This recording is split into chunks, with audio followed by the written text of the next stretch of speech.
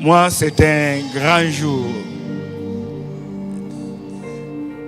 Je dirais,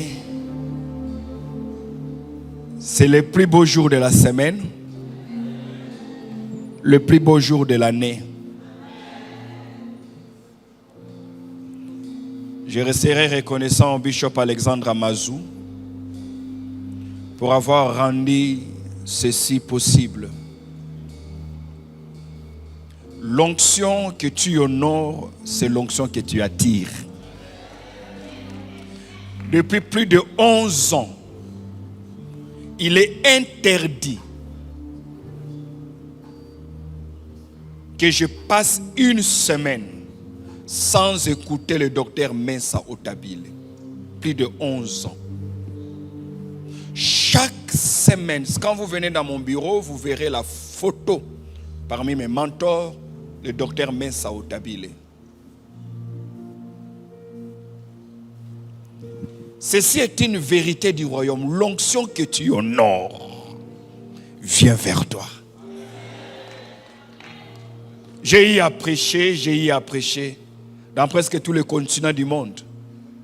Mais ce matin, me tenir sur le même pupitre, après Mensa Otabile, c'est le couronnement de la miséricorde de Dieu.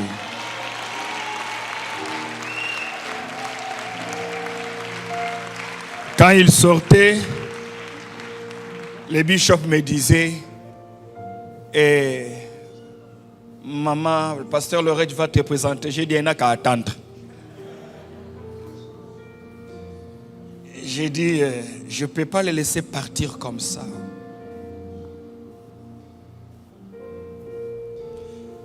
Lorsque le bishop m'a appelé pour me dire, docteur,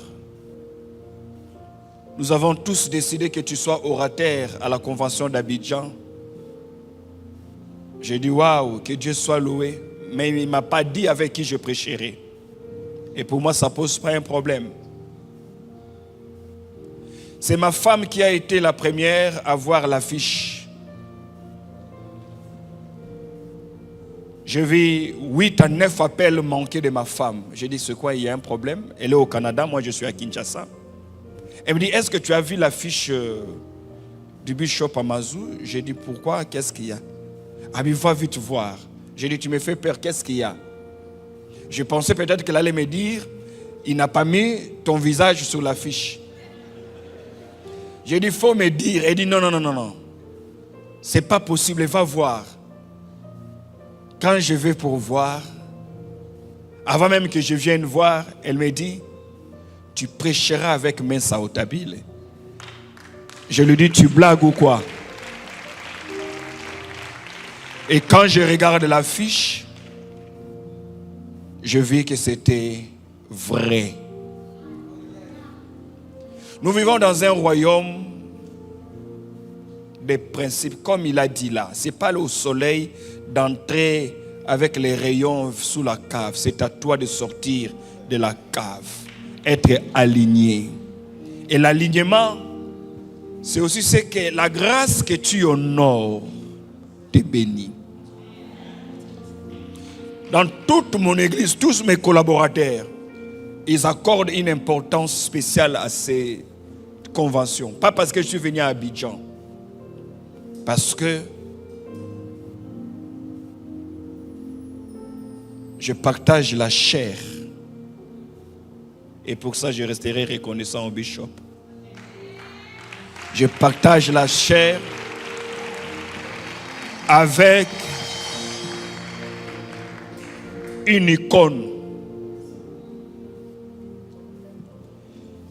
Il ne peut pas imaginer qu'au Congo-Kinshasa, il y a quelqu'un qui chaque semaine, je dis bien chaque semaine, j'ai 3 orateurs que je ne peux pas me passer d'écouter. Même quand je suis fatigué, je mets l'audio, moi je dors, que mon subconscient les entende.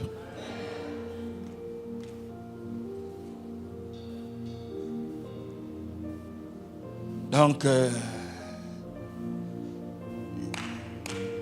je sens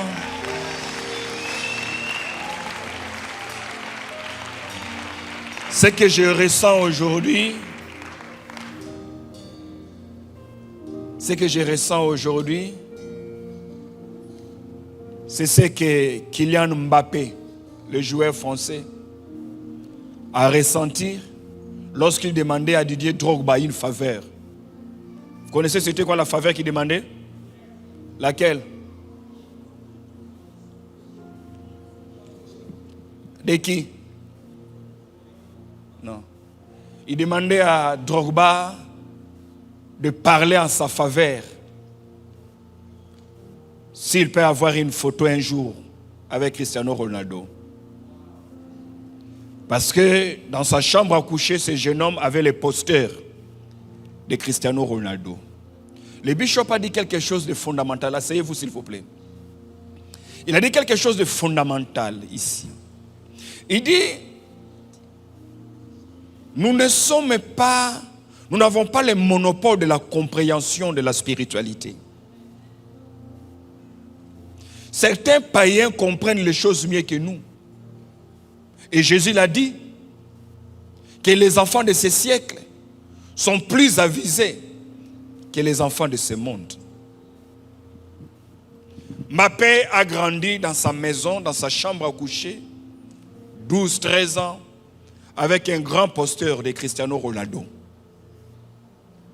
Parce que c'était une icône pour lui. J'en parlerai peut-être le soir. Mais la vie a fait assez que ce jeune homme se retrouve un jour sur un même terrain en train de compétir avec son icône. Pourquoi? Parce que les grands esprits finissent toujours par se rencontrer.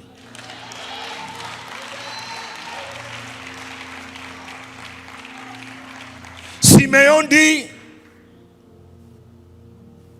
maintenant que mon œil t'a vu, il y a des hommes, que ce soit dans les affaires, dans la politique, dans le monde scientifique, des hommes qui vous ont allaité ministériellement, spirituellement. Vous finirez toujours par porter quelques-unes de leurs marques. Ne soyez pas orphelins. Quelqu'un me donne un bel amen. Quelqu'un me donne un bel amen. C'était la même chose en 2012. J'ai pris la décision d'économiser pour aller aux Bahamas. Aux Bahamas pour aller voir, de vivre et voir, lui parler, l'écouter, le docteur Miles Monroe. À l'époque, ça me faisait les calculs dans les 9000 et quelques. Et 9000 et quelques à l'époque, ce n'était pas peu de choses, c'était beaucoup. Et j'ai décidé, j'ai dit ça c'est mon projet de 2012. Je vais aller aux États-Unis, par la Floride, je vais aller jusqu'aux Bahamas, écouter le docteur Miles Monroe. Parce qu'il faisait partie des gens que j'avais décidé d'écouter pour avoir un ministère différent. Je ne voulais pas être un homme simplement charismatique, mais je voulais être un homme qui ressemble à Jésus, qui ressemble à l'apôtre Paul. Alors que j'économisais, un bon matin, un pasteur venait des États-Unis, il m'appelle, il me dit, docteur, on a une réunion dans tel endroit, j'aimerais que tu assistes.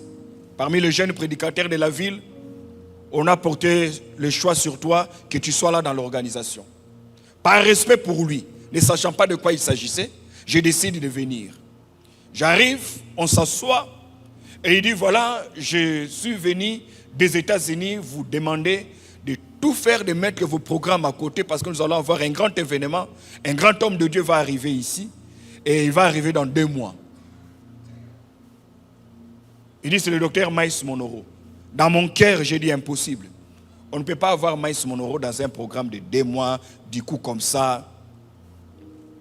Mais connaissant l'intégrité de l'homme de Dieu, j'ai dit, si ça vient de lui, c'est que c'est vrai. Alors je comprends que je n'ai plus besoin de continuer à économiser. Je sors ce que j'avais, j'ai dit, moi je prendrai en charge l'hébergement dans cet hôtel-là. Moi-même, je n'ai pas les moyens de dormir dans un tel hôtel à Kinshasa. Mais comme on demande que chacun contribue, je prends toutes mes économies. Je les sors. J'ai compris que je n'avais pas à aller à Bahamas. C'est Bahamas qui venait à Kinshasa.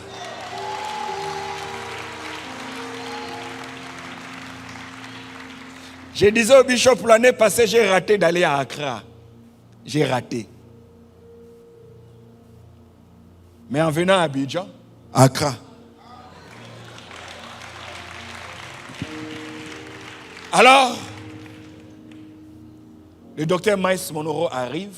J'ai jeûné 3 jours. 3 jours pour l'écouter. Parce que je ne voulais pas écouter l'homme. Je voulais me connecter à l'esprit de l'homme. J'ai moins prié pour mes prestations et j'ai plus prié pour écouter le docteur Messa. Dieu m'est témoin. Parce que je me disais, je m'en fous de quelle sera ma prestation. Mais je crois que je suis plus venu à Abidjan pour télécharger quelque chose. J'ai envie de prophétiser sur quelqu'un pour dire, tu as assisté à plusieurs conférences d'Abidjan.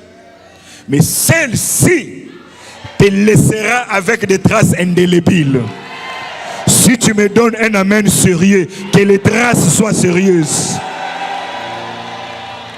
Tu ne rentreras pas comme ça. On te posera la question, est-ce qu'on t'a changé? On a changé de pasteur? Écoutez, j'ai prié 3 jours à sec. Et quand il arrive, j'étais là derrière. Je n'avais pas de place dans les premières rangées.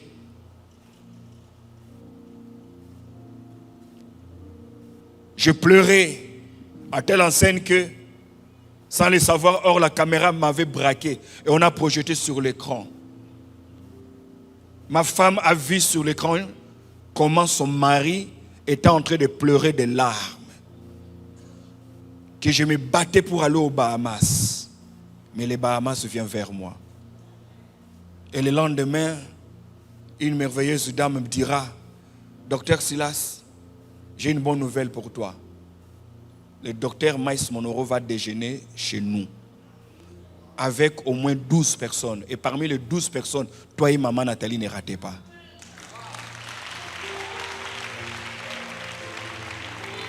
Il y a des hommes dont la rencontre vaut plus qu'un cursus académique.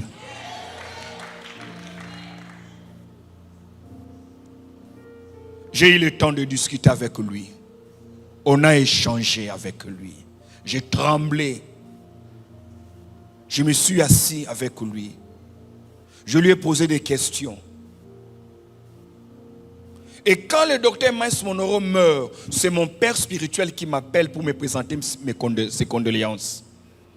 Il est mon père spirituel, mais il savait combien j'absorbais la grâce de cet homme-là. Quand vous êtes un fils loyal, votre père spirituel ne sera pas jaloux.